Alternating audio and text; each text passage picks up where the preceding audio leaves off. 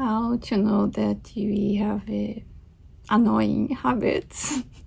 How to know that you have nice habits? I'll teach you one word today that is a Japanese word, and we talk a little bit about the habits, and at the end you're going to be building a golden heart.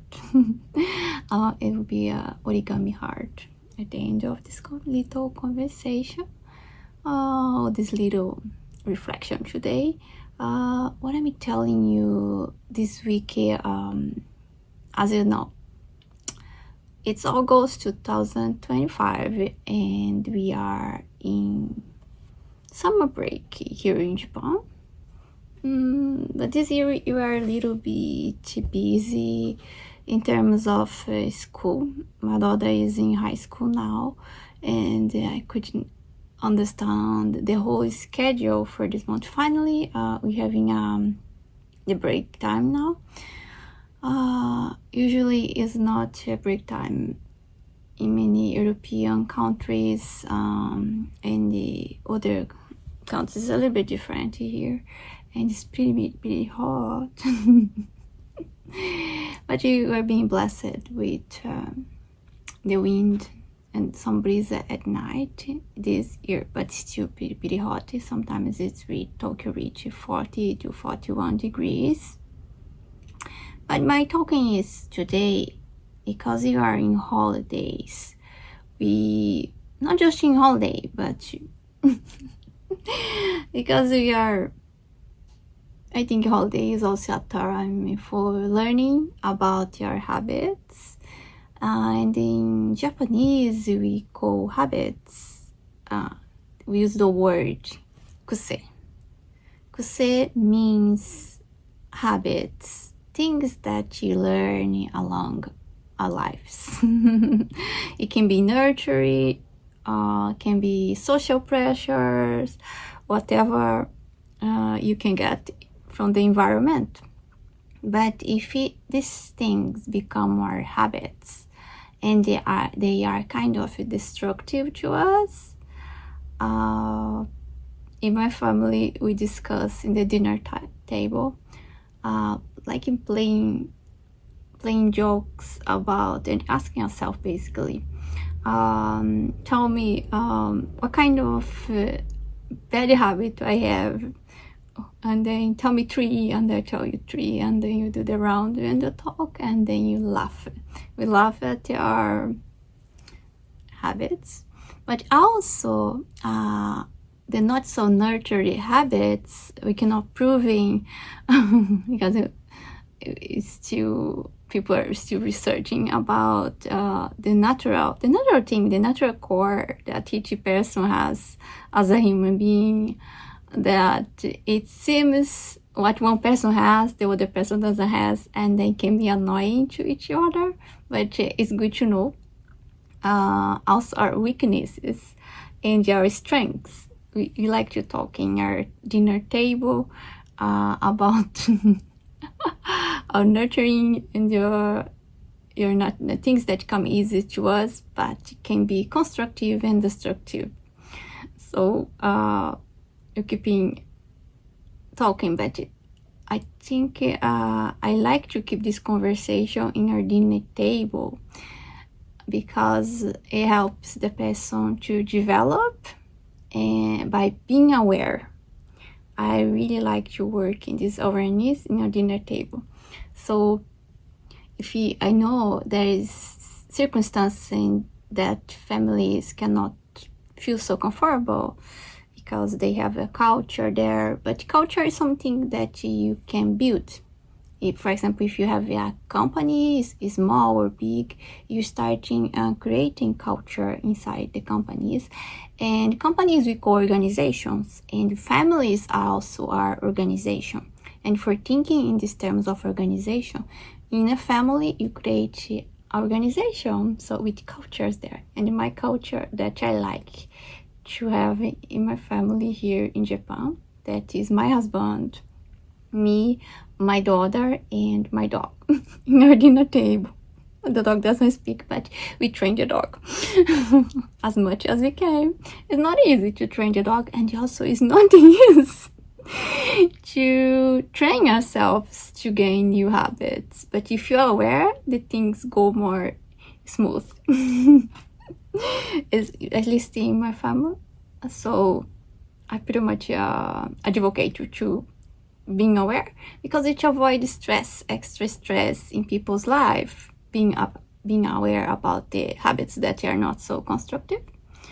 So that's the thing. And then if you have, for example, even if your natural strengths or weakness, they are playing too much in excessive extremes, in the extremes, two-sided.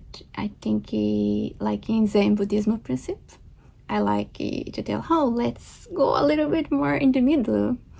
Yes, you being aware of that, and that's it's time for choose your strengths, and also know that your weaknesses also can be a very powerful thing to be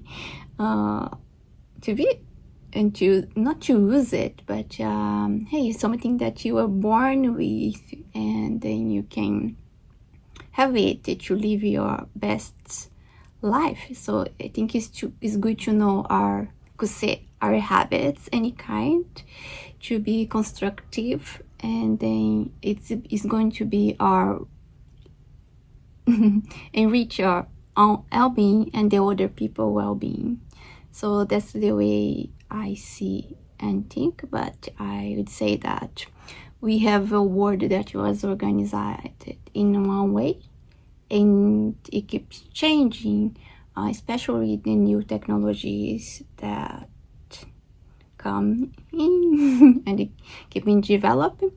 But as human beings, we create this dynamics, and then it's good to know what kind of habits you are developing to be more constructive in the local that we live, and from local to around the world is how I see it. Anything else that I wanna discuss today about your habits? Yes, having awareness pretty much, and to have a golden heart. So you're going to build the golden heart if you're more aware. Is that what I think? So it's like I know.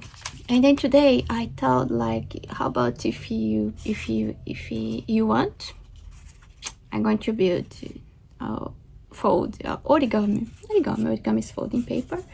Origami to building hearts, more colorful hearts. So being aware, because origami is a nice activity that I'm learning these days, and to stimulate the brain. It has a lot of benefits from the brain. It's from the studies and the research are from a doctor that is his neuro. He works with the nervous system. Is a doctor for the nervous system and the brain here in Japan. They have a couple of books. I don't have the name right now, but yeah, there are many doctors and many research about the brain and the benefits for the brain with origami. And now I thought, like, let's fold this origami today, okay, to have more colorful hearts. We stimulate your brains, and I thought to build using the gold today. The gold heart. Yeah, let's make a gold heart by stimulate your brain and enjoy the benefits of origami to be more aware with the health brain for our being. Okay, let's go. First thing, we have to fold the origami to make crease.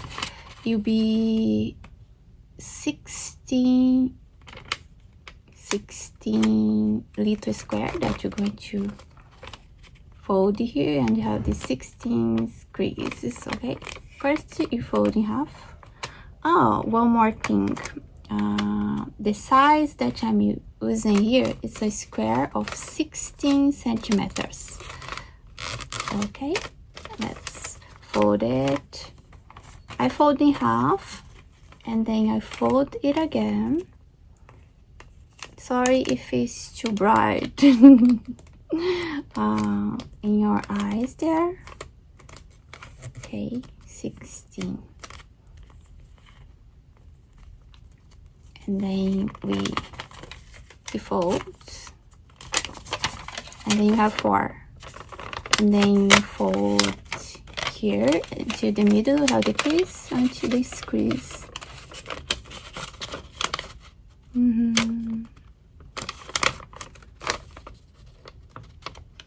One thing when you are folding origami, when you're doing origami, they recommend just start slowly with the easy patterns, otherwise it will be a opposite effect to us. It's going to cause stress. But if you choose from easy to more difficult ones, it's going to challenge and stimulate the brain. Okay, and also it's so good from what I heard from this doctor. It's good to stimulate the brain, salt the nervous system, and also because my daughter used to have difficulties in math, I discovered that by doing origami you also get good at math. So I try to make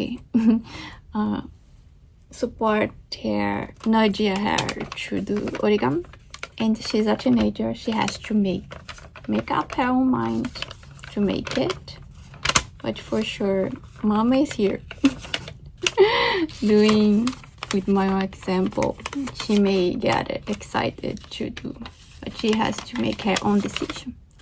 And here's the thing, origami also is good to stimulate the brain to make good decisions. Yes. You don't need to. Oh, we also develop patience. I think it's a good hobby because it's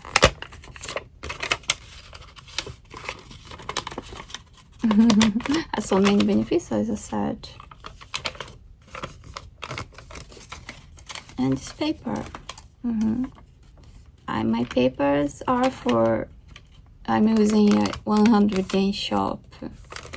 I'm not being sponsored or anything like that. Okay, it takes time.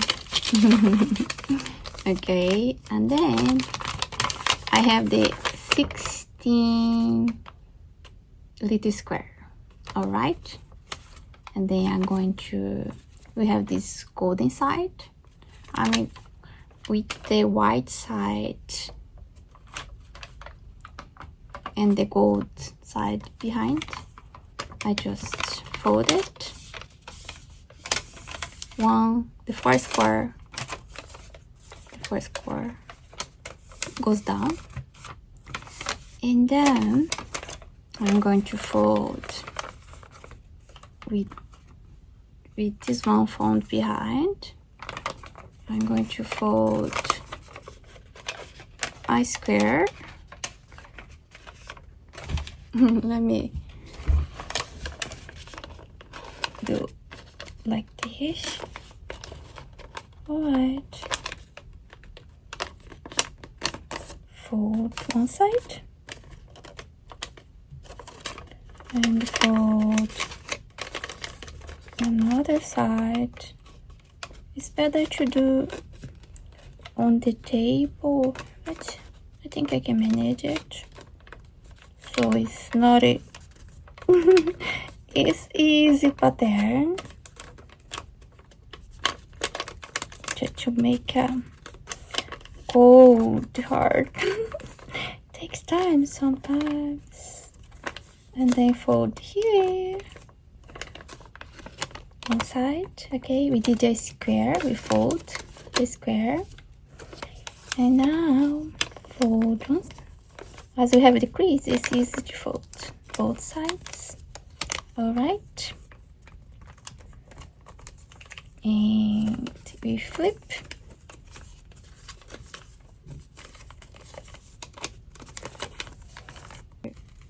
Fold here in half behind,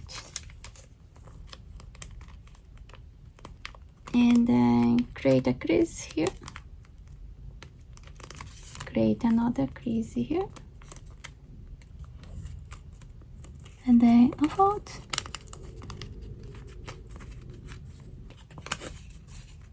And then flip it. The size that it doesn't have, that's open here,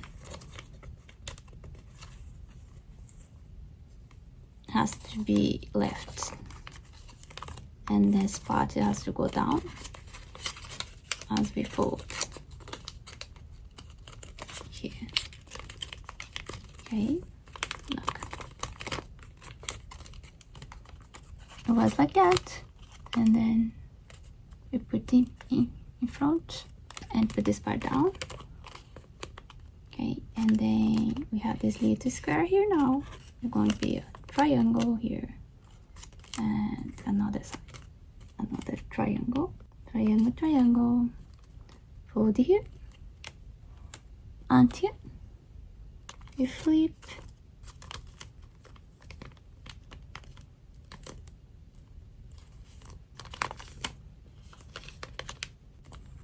I'm stuck it. And then behind. Okay.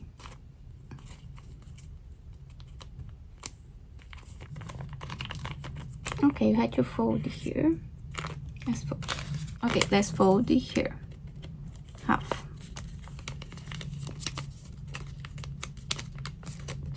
Let's fold the other side. Excuse me. Okay, fold. Okay, fold the middle. Now this one go behind. You fold here, go behind. Fold, and then finally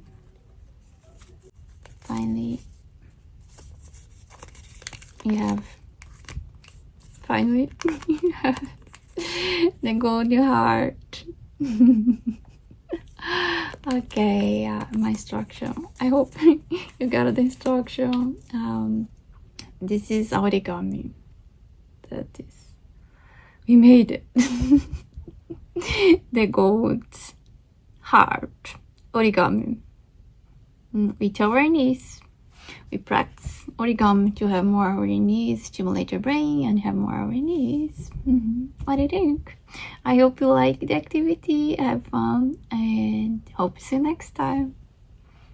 Let's keep in creative origami to have more golden heart. Orange, pink, brown, many colors, colorful hearts, golden heart. Stimulate the brain.